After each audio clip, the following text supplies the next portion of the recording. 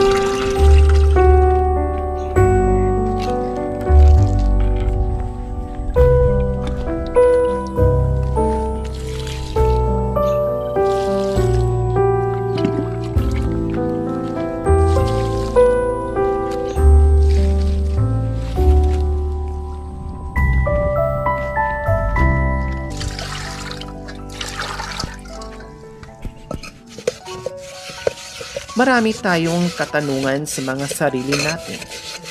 Binigyan tayo na maswerteng buhay, walang kapansanan, masayang pamilya, ngunit hindi natin kayang gawin ang mga ginagawa niya. Kung kaya ni Kuya Domingo ay walang dahilan na hindi natin kaya. Kailangan lang po natin ay maging masipag at sakripisyo sa lahat ng bagay.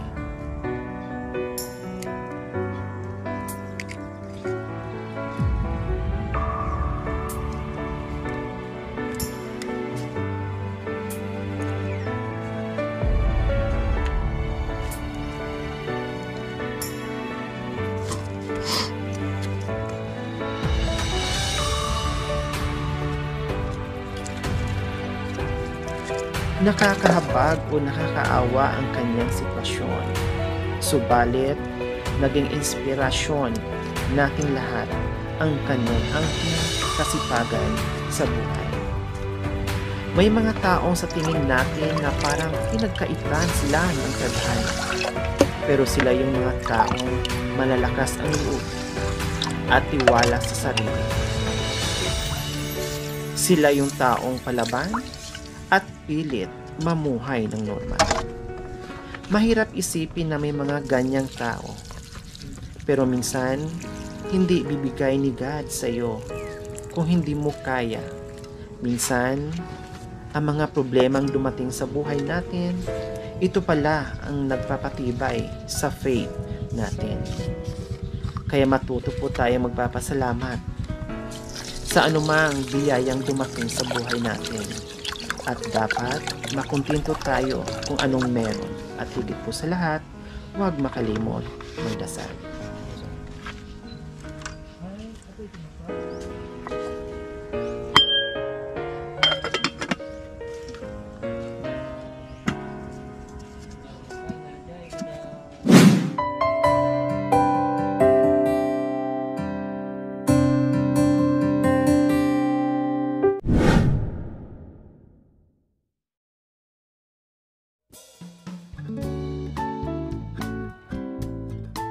Magandang umaga po sa ating lahat mga kabayan. Nandito po tayo muli kay Kuya Domingo. Si Kuya Domingo, isa sa mga nabigyan natin ng bahay kubo. Kaya bisitahin natin Ngayon, kumustahin natin siya at syempre kumustahin din natin yung bahay kung ito ay nandiyan pa. Wow, mga kabayan, bungad nating lahat ay mga matatabang talong at mga patola, sitaw, at marami pang iba. Hello, Kuya! Good morning! Kumusta, Kuya Domingo? Ayos po. Ayos lang. Kayo ay kumain na? Hindi pa po. Kaya Hindi po. pa. Pero wala ng kanin. Kaya po. Ha? Hindi pa kinakapagsaing? Hindi pa po. Hindi pa.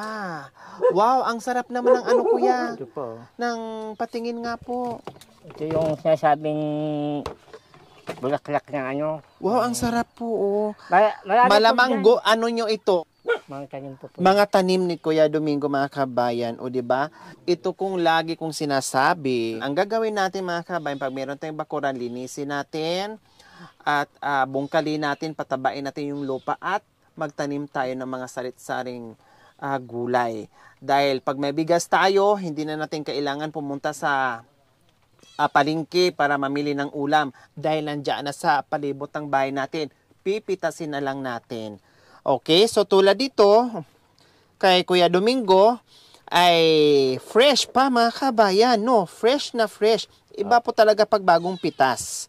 'Di ba? Makukuha mo yung 100% na bitamina ng mga gulay na kinakain mo. Tulad nito, oh, Diyos ko, ang sarap nito. Ang dami pa bunga po dyan. Ito ba yung bulang lang? Opo. Oh, bulang lang.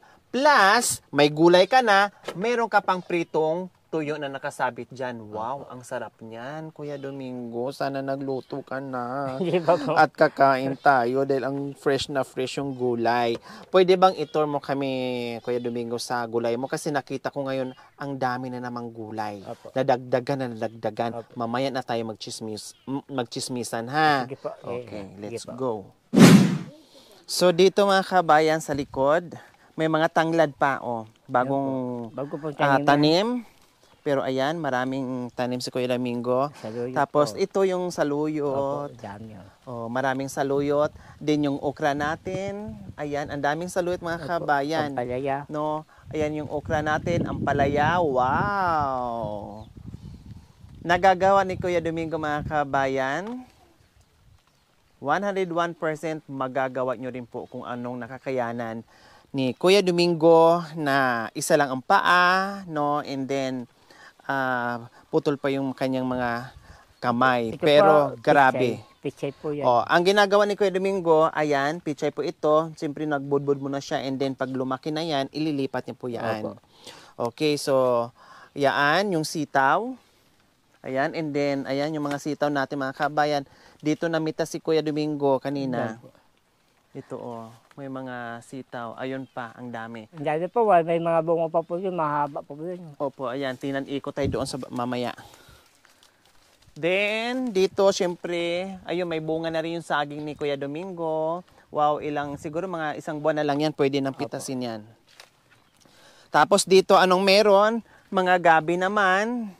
Ayan, masarap na, magandang klase yung gabi ni Kuya Domingo. Ayan, magandang klase yung kulay pula. O tapos, Ito po, patula. patula. Ayan. Patula mga kabayan. Mayroong ano ba to? Munggo.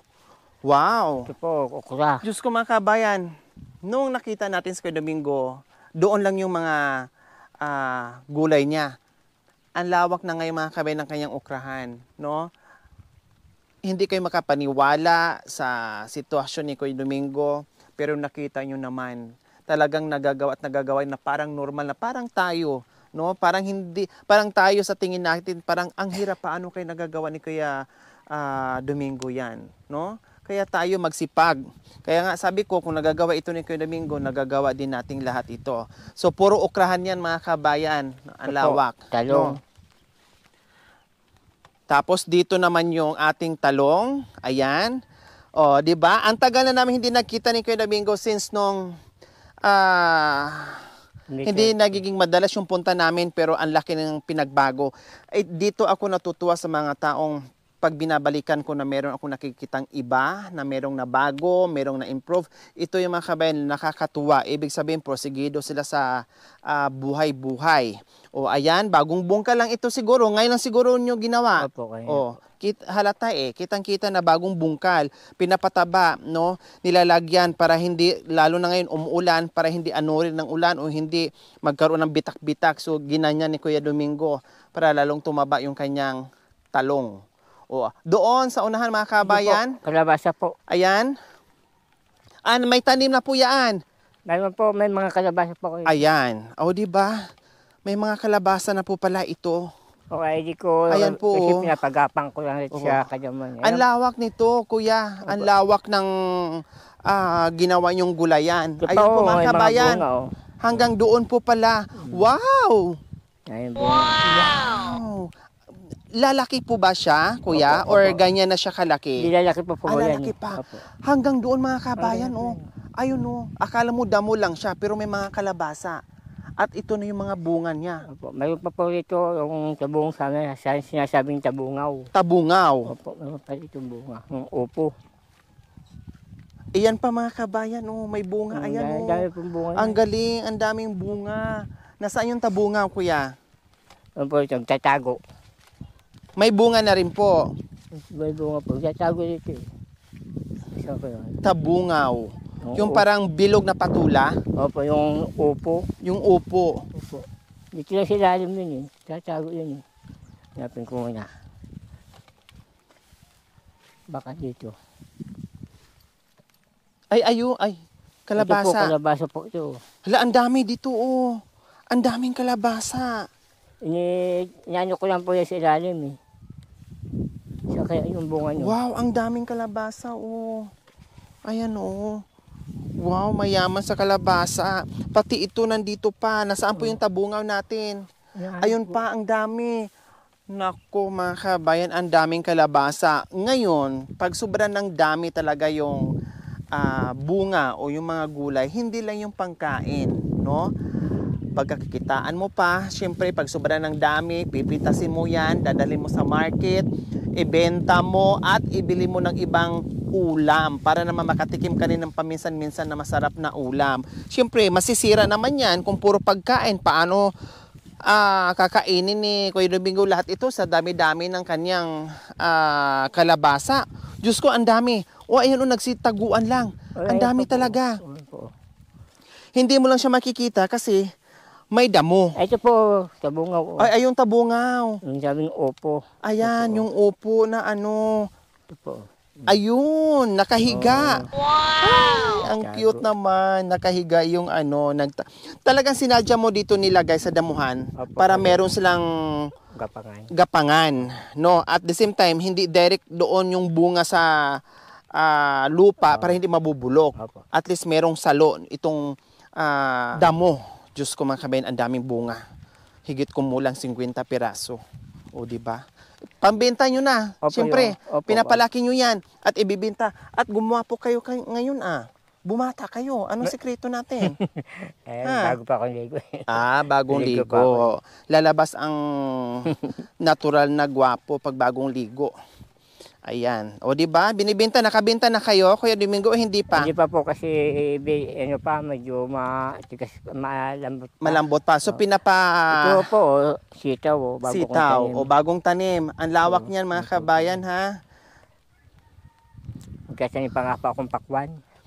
Pakwan para itanim nyo po. So, ayun mga kabayan, ang dami. Meron Tapos pa dito pa nga naman, Kamote. kamote, meron pa kamuting Baging. baging o kalbos ng kamote. Tapos ito naman, patola din, o. Tapos ayan. O, basta marami mga kabayan. See? O, ito yung ano, o. Yan O, po, di mahaba ba? po Ayan, yan, o, ang tataba, o. O, ang tataba. Ito yung napinitas kanina ni Kuya Domingo. Ayan. O, di ba? Libre ng ulam. Opo. Diyos ko, basta masipag ka lang. Sige po kayo. May saging pa doon, oh. Okay. Kuya Domingo, sabi ko nga kanina, lalo ako natutuwa Kasi sa dami na ring binalikan namin na nabigyan natin ng bahay or bahay kubo, no? Merong iba na na-improve, na natutuwa tayo. Meron naman ding iba na medyo dismayado tayo, no? Dahil napabayaan, no? At parang walang nangyari, parang walang nabago. So kayo, may nakikita ako na talagang tuloy-tuloy yung gawa ng paraan at hindi lang talaga na yun lang ang ginawa mo pa ay lalo mo pang pinalaki at pinalaki mo pa yung pagtatanim ng gulay. So ibig sabihin ay talagang gumagawa talaga kayo ng paraan para kahit papaano ay meron kayong pagkukuhanan ay hindi lang nakaasa kung merong biyaya o wala na darating. Okay, so doon pa lang, saludo kami sa iyo, no? Tuloy mo lang para kahit papaano ay may income din, may pumapasok din. Nandito kami kasi syempre una, binisita namin kayo at pangalawa, kinumusta namin yung bahay, kung kumusta na, kung ito ba ay inalagaan, kung ito ba ay hindi pinabayaan, kung ito ba ay naging masinop ba yung pinagbigyan natin ng biyaya, itong bahay na mula sa ating mga sponsors, no? Ito ba ay nasira na, no? So, nandito kami. Ito, naabutan namin kayo, no, at bumungad kaagad sa amin yung mga pananim nyo na talaga ang ganda-ganda tingnan, no? So ang bahay okay naman. Kumusta? Walang sira? Wala po. O wala? Ipintura ko nga po yung kulay green. Maganda. Kulay green itong bahay mo, pipinturahan mo. Balak nyo pipinturahan. So gusto nyo pang pagadahin lalo yung bahay na binigay, na pinagkaloob sa atin. So nandito kami kasi lahat ng nabigyan namin ng bahay ay meron kaming challenge ngayon at magbibigay kami ng 5,000 plus groceries na worth 5,000. Pero kung kakasaka, kung sino yung bahay na pinakamalinis sa lahat na nabigyan ko, yun ang makakatanggap ng premyo. Kaya po ba yun, Kuya Domingo? Bukod doon sa pagtatanim ng mga gulay, syempre, ang namin dito ay pinakamalinis na bahay, no? Yung talagang nakitaan namin na naging masinop sa lahat ng bagay, yun ay makaka-receive ng pwede ba makita yung loob ng bahay mo? Sige po. Okay, sige. So ayan, dito na yung sala ni Kuya Domingo.